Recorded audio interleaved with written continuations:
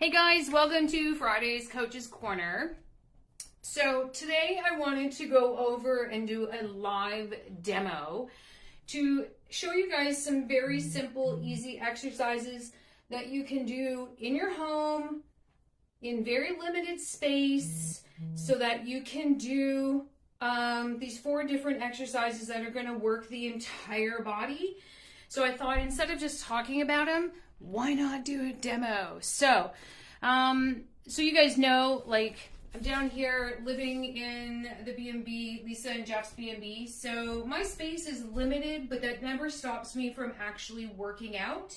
And it doesn't stop me from utilizing the space that I have. So I want to show you guys that you don't need to have a massive amount of space and you don't need to have a ton of equipment in order to make a difference. So, hey Donna, thanks for coming on. Just give me a thumbs up if you guys can hear me okay, because because of the distance, I'm away from my phone. So as long as you can hear me, everything is good. So 4 of the exercises we want to do are pretty standard, and this is like where everybody gets into, you know, the wheel is the wheel is the wheel. And everybody thinks that you've got to like add in all these crazy workouts. But in reality, you don't. You actually just have to do the basics, but it comes down to thumbs up. So that's great. Awesome.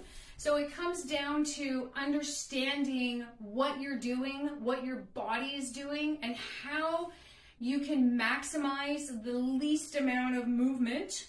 I know that sounds weird, but sometimes for women, if you're high stress, chronic stress, anxiety-ridden, exhausted, overwhelmed, all of these mental issues that happen play an effect on our body. So sometimes less is actually more. So first and foremost, I want to show is it's kind of like a wide-angle squat or a plie, whichever one you want to say. I will be moving my camera around just a little bit so you guys can, in fact, see what I'm doing. So as you can see, like I said, I have limited space. This is the side of my bed right here, and I have enough space in order to, you know, arm span. So when people say, I don't have any space to work out, sure do. So just on your yoga mat, when you step your legs out, you want to take your heels wide enough out so that your heels are wider than your shoulders. So most people, like, there is a plie, you can go, and if you know ballet, and you guys know I have a, you know, did it in my youth, this is a plie, in fact, right? So we want to step that out so our feet are actually going out at a 45-degree angle. Now, what you also want to look at is the mobility in your hip. If you can't track your knee over your big toe, like if you can't push the legs out wide enough, that's going to be a bit of a problem. So what you're going to do, if you can't track them out, bring your toes in. Okay? So it's just a slight movement of pulling them in to pushing them out. Now, when we go down, you want to like make sure that you're standing up nice and tall. You want to tuck your tailbone under. So from a side view, hold on. I cleaned my floor today, so it's very slippery. So from a side view, you're tucking under this way. We're not going down here. We want to be going out here, okay? So when we're here, we're lifting, and then as we go down, you hold, pause, lift your heel so you're on your toe, drop it, lift your heel, and drop it, hold, and come up. So one of the easiest ways to intensify your exercise is speed. Hold here for like 3 to 5 seconds, lift, drop, lift, drop, hold for 3 to 5 seconds, push into your heel, and come up. You will find automatically your heart rate's going to go up. Lift your heel, press and hold, and then press up. Okay? So that's the first one that we're doing. Hold on, I'm just getting my sheet of paper because I had, of course, wrote them down. And I just might bring you guys closer. So again, everybody, I hope everybody can hear me, so we're doing fine. So the next one we want to do is a push-up. But what I want to do is demonstrate a push-up that's modified. So for a lot of people, if you can't get on the floor or have a problem getting up and down, you can do a push-up against the wall, right? So if this is your start point, you're just going to walk back until your arms are straight and then press in and against the wall. So that's a modification. So if you're having a problem, if you have shoulder issues, low back issues, mobility, having a hard time getting up and down, you're going to start your push-ups on the wall. Or you can do them on, well, I've got my bed, so I'm just going to do it on the side of my bed, right? So make sure, and then you're just going to press up and down, right? So that way you can modify everything as you're moving along. So now what I want to do is actually show you the full push-up. And again, my space is limited, so we're just going to keep moving the camera around. So what we're going to do, and this will help with the entire body, is when you do a push-up with a shoulder extension. So because I'm talking, I'm going to do it on my knees, but you can absolutely do a push-up on your toes. So what you're going to do is when you get started, you're going to lie on the floor, line up your hands with your chest, spread your fingers, make sure that your index finger is pointing forward, roll your shoulders back, and then just press up. So all you're doing is literally pressing from the arms. We're not leading with the bum, we're not dropping the hips, we're not hunching the shoulders.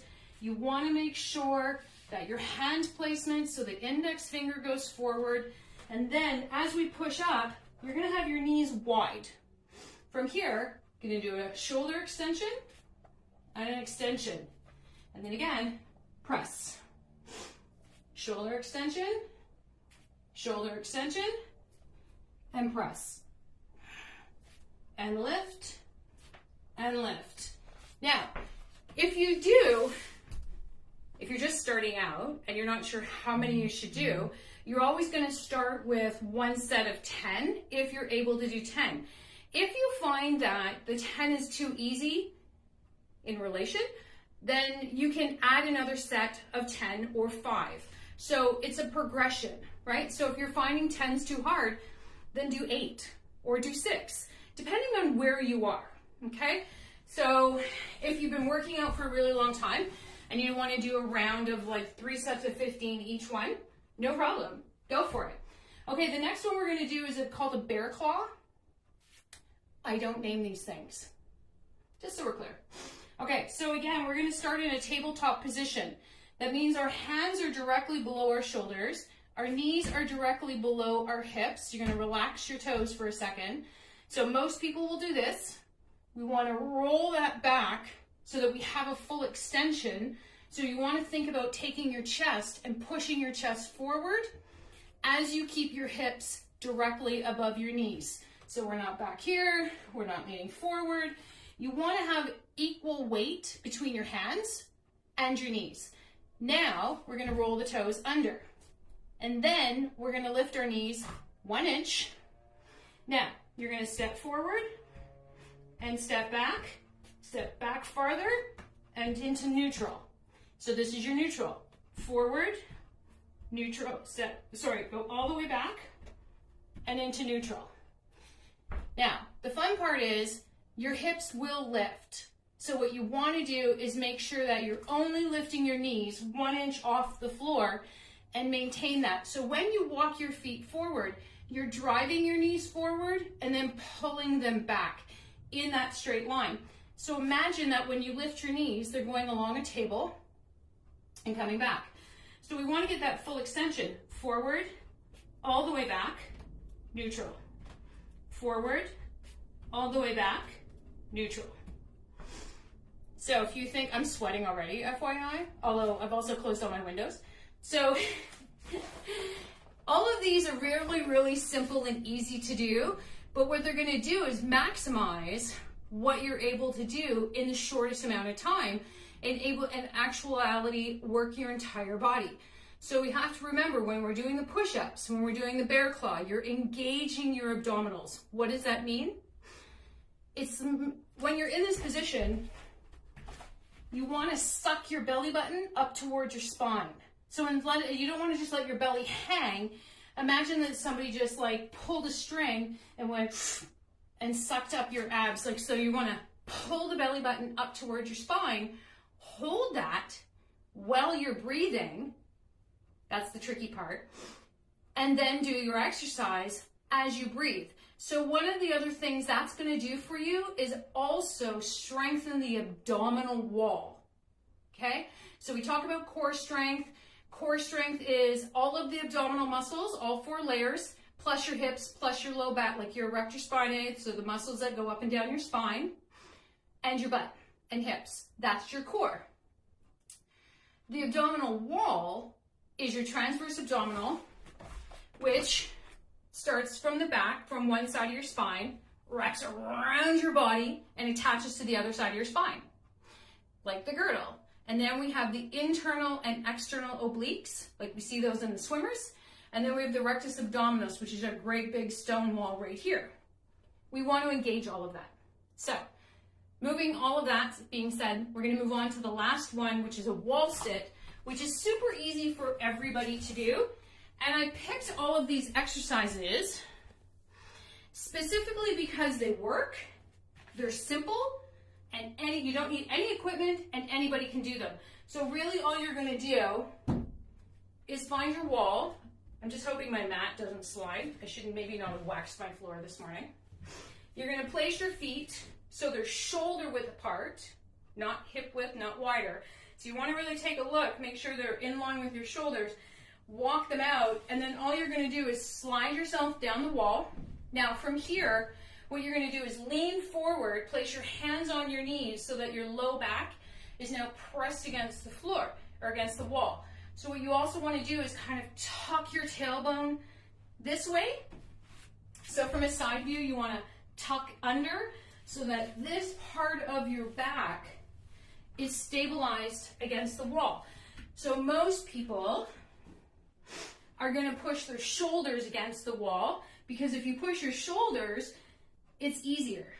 Now what we want to do, like I said, place your hands on your knees so that your shoulders and rib cage come off the wall. You want to make sure that your heels are directly below your knees, and you're going to put yourself down, whether it's here, a full 90, and you don't need to go lower. And then you're just going to hold it. So you're really driving your hips back against the wall, really driving your feet into your heels. You should be able to wiggle your toes when you're in this position. FYI, it's a lot of work, and I'm sweating because I'm talking and working out. So guys, those are the 4 main exercises. If you find that you're really tight on time and you're having a really hard time like getting in your workouts, all you need is the space of your mat and like 10-15 minutes. So all of these exercises, because they're so simple, you can have a variety of ways of the way you want to do them. So let's talk about what are the different ways that you can actually do this. You can do each exercise for 1 minute.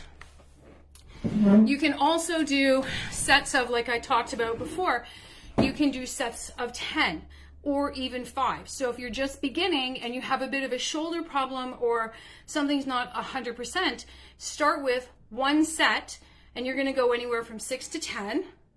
And then if that's easy, if the 10's like you can make it through, say I'm like a little out of breath, but I can still talk, that would mean I'd have to continue. If you're completely out of breath and you're like, oh, I can't do any more, for real not do any more, then stick to the 1 set. If you're a little out of breath like I am, add another set of 10. Okay? And then add another set of 10 if you're good. If you want to you can do, and then do multiple things. You can do your first exercise, which is written here, your squats with the toe tap, and I will actually put the names in the description when we're done here. So your your plies with the toe taps, you can do that, when you do that exercise, rest for anywhere from 30 seconds to 1 minute, then go to the next one, and then follow through. So that's a circuit. If you want to do all the one exercise at one time, do all your squats, do your squats, rest, squats, and then rest, and then start your next exercise, the push-ups with the shoulder extension, do all of those. You can break this down any which way you want. So there's no real tried true. Like, I mean, it depends on what your goals are. If you were looking for better endurance, then absolutely you can do them all in a row. Do a circuit, do all 4 exercises, take a rest, all 4 exercises with no break. That'll pump up your heart rate too. So that's another aspect. If you don't have time to do some cardio, cut your rest breaks down to like 10 or 15 seconds or 0 and just keep going. Now, that would equal out, your heart rate would go up, and if you just did all the exercises 2 to 3 sets in a row without a break, that's sort of like a Tabata, high intensity. So just be careful when you're doing that. It's great, but if your stress level or your exhaustion level or overwhelmed or anxiety is a little high, I suggest you slow it down so it's a little bit less opposed to being more. So when you're doing the exercises, also another aspect of what you can do is, like I demonstrated with the plies, is slow it down. Control. Remember I talked about this a couple weeks ago in Coach's Corner about focusing on what you're doing. If you really concentrate on the muscles that are engaging, holding your posture, getting the right technique, and slowing it down, you're going to get more out of that exercise and these 4 exercises than you would if you went to the gym and just threw the weights around, right? Like I talked about this before. Some people, they just like go through the motions without being mindfully connected to what you're doing and why. Okay? So keep in mind, you don't need weight. You just slow everything down.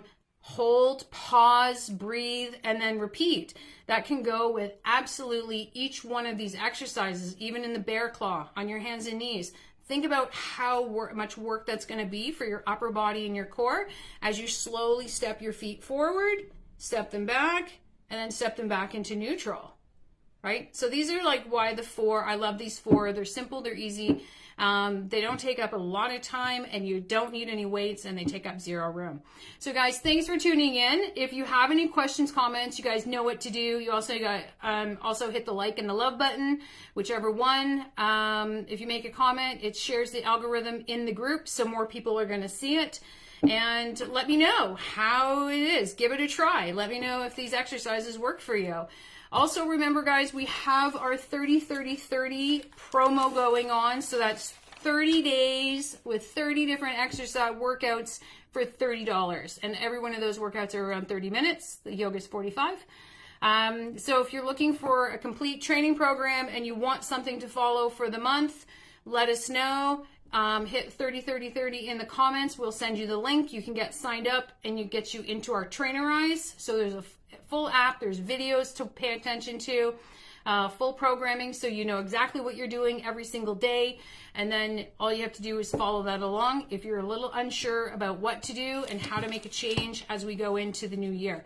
Guys, thanks. That's it for me today, and I will see you next week for Coach's Corner.